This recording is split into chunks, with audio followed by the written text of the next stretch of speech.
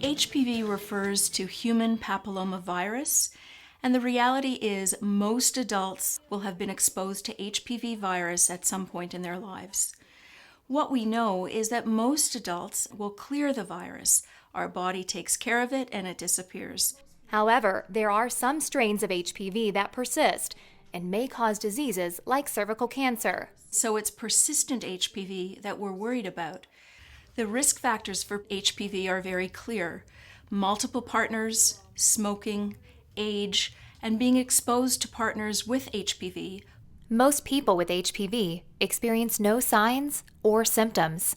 I was 20 years old. I was in my second year of university. I went for my annual Pap Test physical exam, at which point the Pap Test came back abnormal, showing that I had cervical dysplasia, which is a medical term for abnormal cells. At that point, they told me that I had precancerous cells. A Pap test is a test where we take cervical cells and evaluate them to be able to see whether there's any risk of cancer. In Canada today, Pap tests are recommended at age 21 at a 3-year interval. A Pap test is picking up early signs of cervical cancer. These abnormal cells can be caused by HPV infection. So HPV is a complex virus with multiple subtypes. Some of these subtypes, like subtypes 6 and 11, are very well associated and well known to be associated with warts. Other subtypes, like 16 and 18, are associated with cervical cancers. Tasha Freitag, like many others, had a difficult time. I just felt dirty. I felt like I had nothing to offer. I no longer was interested in having sex. I was worried about trusting other people in relationships.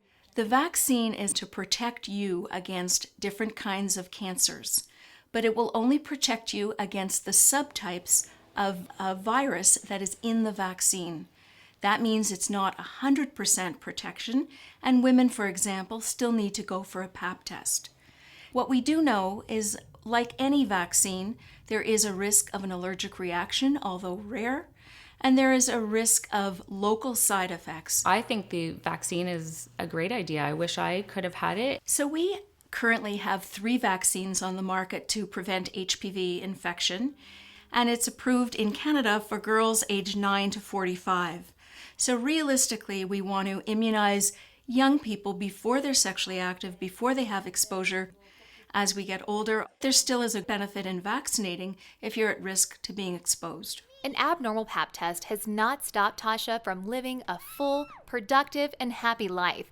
Because of her experience, she believes in the importance of educating and protecting yourself against HPV. It's something that I have to think about as a mother with 2 daughters, and educating them both on the vaccine as well as sexually transmitted diseases. We're not just picking up cancers early and treating them early, which admittedly is important, but with these vaccines, we're actually preventing cancers. To learn more about prevention of certain strains of HPV, talk to your doctor and visit healthandfamily.ca/HPV and hpvinfo.ca.